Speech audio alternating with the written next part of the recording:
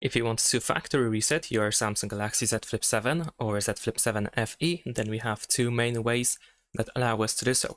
The first method is to go to Settings. Over here in Settings, we can scroll down until you find the General Management, and then over here we can proceed to Reset. In Reset, you should be able to find Factory Data Reset, and this allows you to erase everything from your smartphone, so make sure to make a backup before you proceed in order to not lose anything important.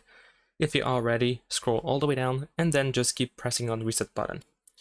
Now, if you cannot do the factory reset by using settings, or you don't want to, and you prefer to do, for example, the factory reset through recovery mode, then this is of course also an option.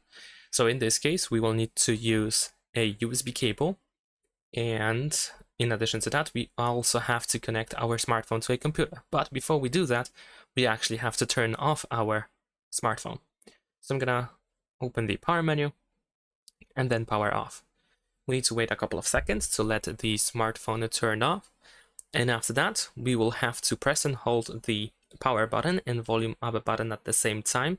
And once you start pressing these two buttons, you want to connect your smartphone to the computer with the USB cable. And once you see the Samsung logo, you only have to press volume up so you can release the power button. So let's get right into it. We're gonna press and hold power button and volume up, and then connect the USB cable. And now just hold volume up. And there we go. Now we are in Android recovery. And here we can navigate with volume buttons, so use volume up and down in order to choose different options.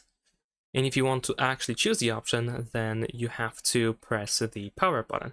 So you want to go to wipe data / factory reset and confirm your choice by pressing the power button. And then go to factory data reset and once again confirm with the power button. And that's pretty much it. Thanks for watching, leave a like and subscribe.